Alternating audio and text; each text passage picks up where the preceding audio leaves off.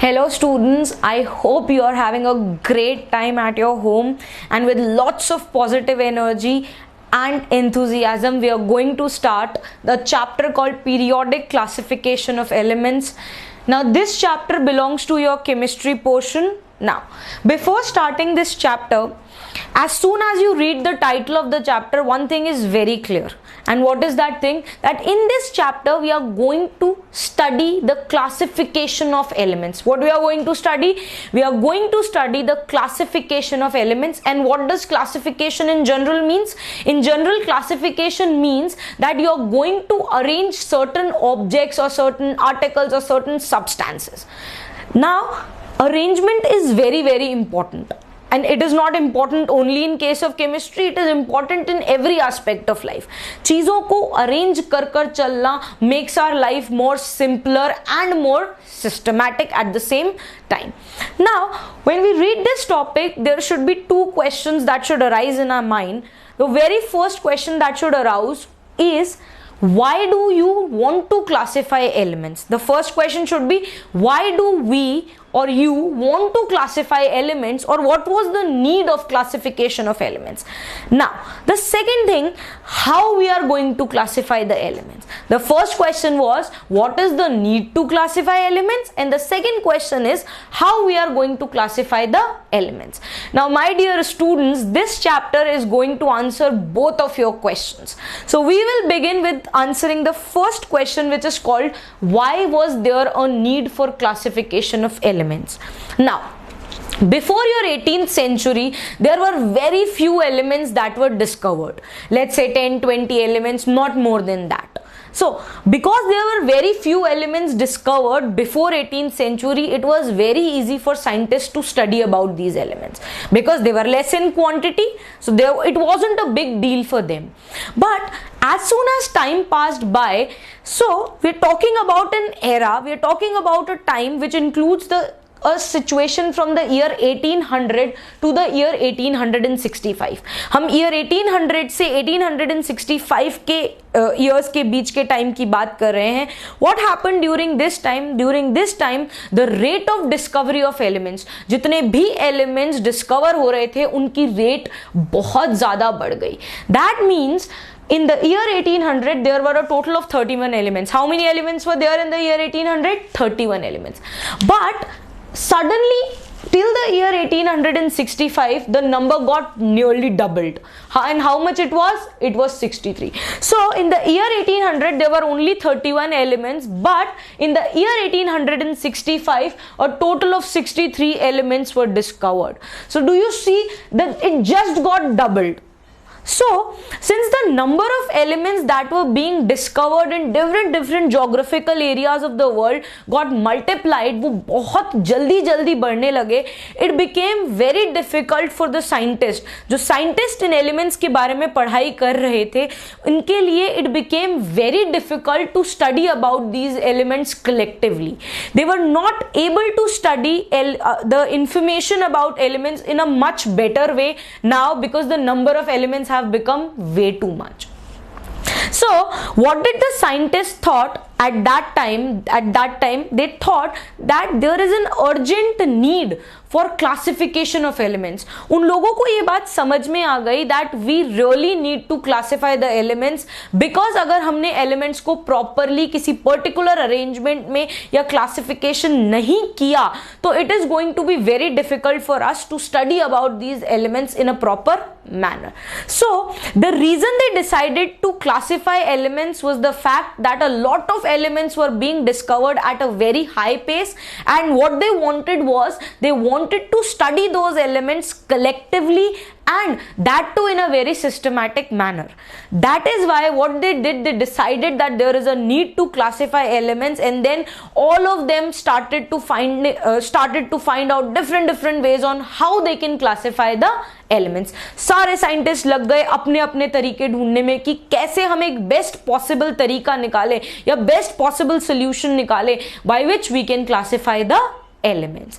Now, as you all know that you're in 10th standards and you need to fight board examinations as well as your NTSC at the same time. So one thing is that is very very important. एक चीज जो आप सबको बहुत अच्छे से ध्यान रखनी है वो ये है that you need to read your NCERT books thoroughly. You need not to miss even a single line that is written in your NCERT book, because लोगों को ऐसा लगता है क्वेश्चन कहाँ से आ गया, ये तो मैम हमने कभी पढ़ा ही नहीं. आप ध्यान से जब भी एनसीईआरटी की बुक को पढ़ेंगे you will be surprise to know every question that is being asked is written somewhere there in the NCERT book. So I'll give you a small example to explain that thing. In your NCERT book, the very first page where you will see this chapter called periodic classification of elements, over there certain lines are written. They have told that at present there are a total of 118 elements. How many elements are there? There are a total of 118 elements, out of which, मैं वापस बोल रही हूँ, ये बात ध्यान रखिएगा, ये बहुत इंपॉर्टेंट पॉइंट है जो काफी बार मल्टीपल चॉइस क्वेश्चंस में भी आपसे पूछा जा सकता है. So there are a total of 118 elements that are known to us, out of which your 94 elements are naturally occurring. That means they are being discovered naturally. You don't have to prepare those elements. They are as it is present in nature in some or the other geographical area. Very good. Now, all of us know the general definition of classification. It means arrangement of certain objects. In terms of chemistry, the definition of classification says that कि हम elements को कुछ इस तरीके से group करेंगे या arrange करेंगे. What are we going to do? We are going to group or arrange the elements in such a way that all the elements having similar properties, जितने भी elements ऐसे हैं जिनकी properties similar होती है, all of them lie in the same group. So classification in case of chemistry is defined as the arrangement of elements in such a manner. You are arranging elements in such a manner that elements having similar properties are kept in same groups and the elements having dissimilar properties are kept in different groups. So now when you're going to classify the elements, it would be a bit easier for you to study about them. Kyun? Because now you have arranged them in a proper manner. Is it clear? Now, when scientists decided that there is a need for classification of element, there were a lot of different classifications that were being done at that point of time. In this chapter, first of all, we'll learn about all those early attempts of classification that were done. We will also learn about the merits and demerits of all those classification, and then finally we'll be reaching at the present time scenario on how at present elements are being classified. Okay चलिए अब हम पढ़ना start करते हैं early attempts of classification. Early attempts of classification में जो सबसे पहला क्लासिफिकेशन हम देखने वाले हैं दैट्स कॉल्ड लेवोजियर्स क्लासिफिकेशन. अब लेवोजियर ने क्या कहा? लेवोजियर ने हमसे कहा कि I am going to divide elements into two categories. One is metal and another one is non-metal. Lavoisier ने कहा कि मैं elements को simply metals और non-metals के अंदर divide कर दूंगा, categorize कर दूंगा. But लेवोजियर के classification में जो सबसे बड़ी problem arise हुई, that problem was due to the discovery of metalloids. As soon as people discovered about metalloids, they started questioning Lavoisier. Because why did they started questioning Lavoisier? Because metalloids क्या होते हैं? Metalloids are those elements whose properties is intermediate of the property of metal as well as non-metal. Metalloids की कुछ properties metal से मिलती हैं और कुछ properties non-metal से मिलती हैं. So it became very difficult for Lavoisier to put them into its classification. वो अपने क्लासिफिकेशन में मेटलॉइड्स को जगह नहीं दे पाया, बिकॉज न तो वो मेटलॉइड्स को मेटल की कैटेगरी में रख सकता था, न ही वो मेटलॉइड्स को नॉन मेटल्स की कैटेगरी में रख सकता था.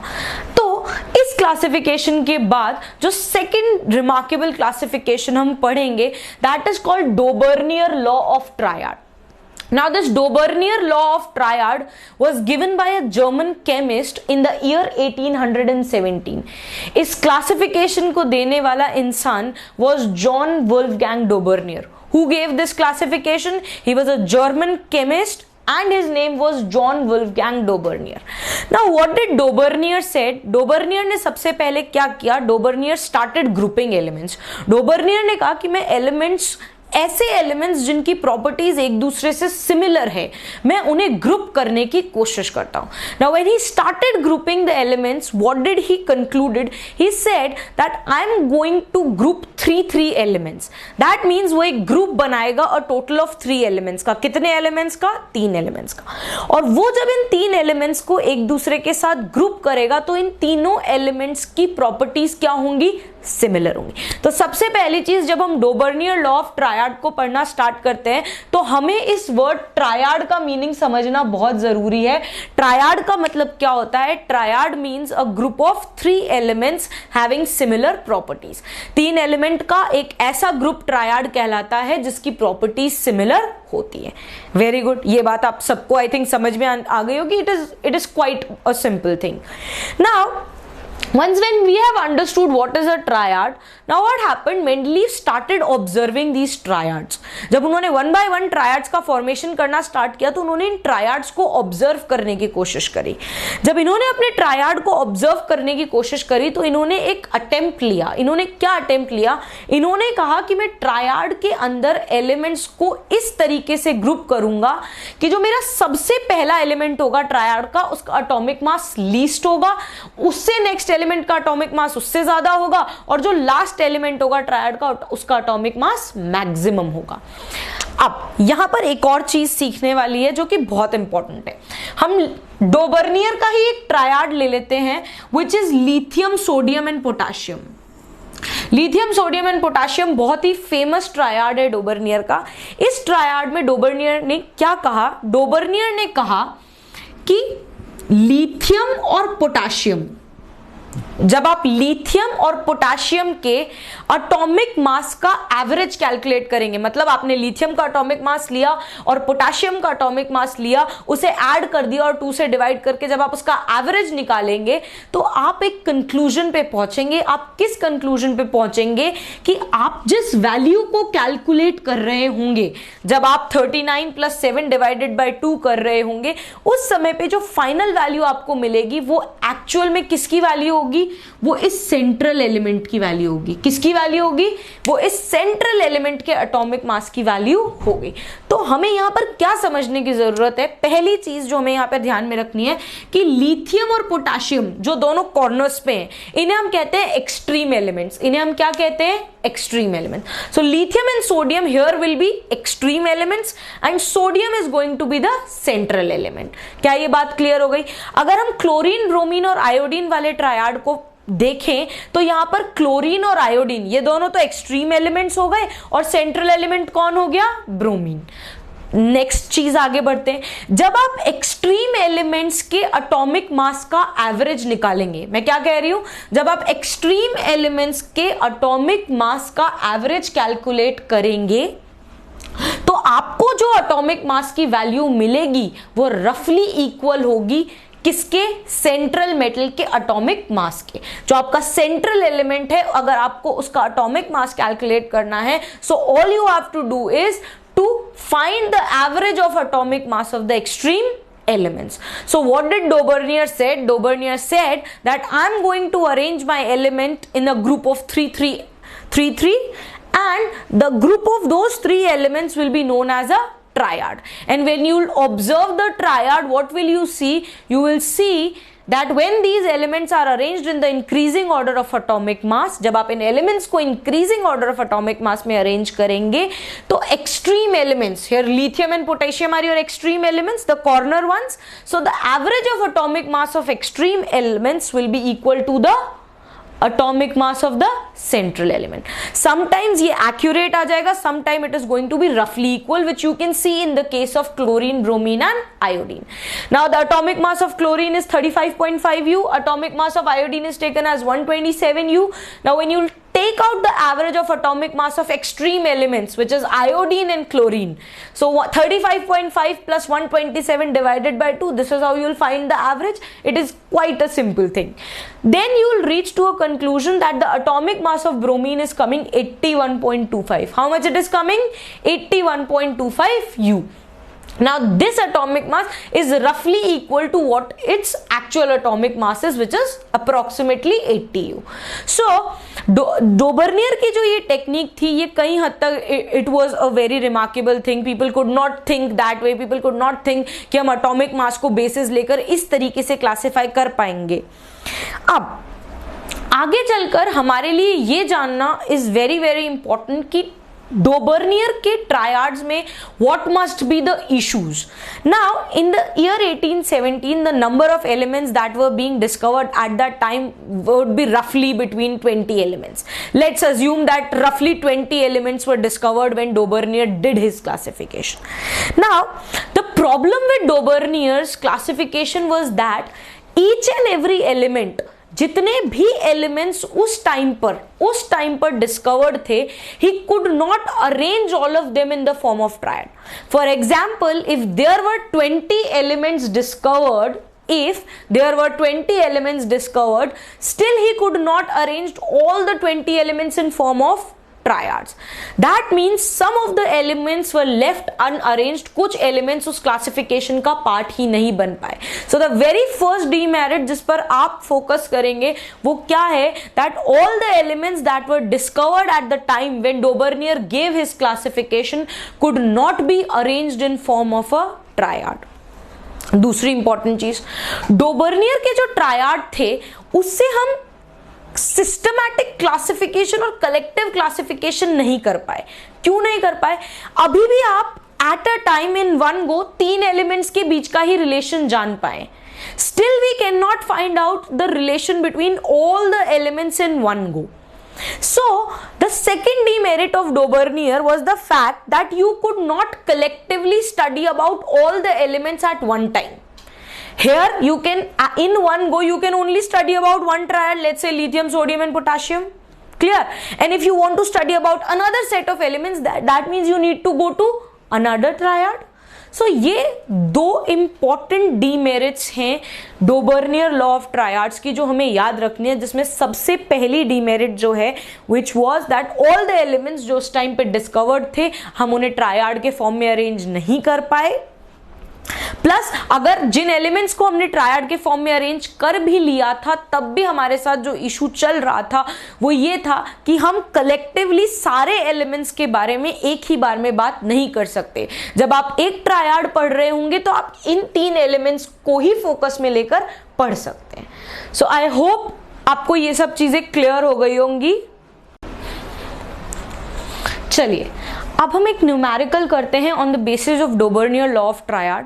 आप इस क्वेश्चन को पढ़ने की कोशिश कीजिए. The question says find out the atomic mass of the central element if the atomic mass of extreme element is 40U and 137U.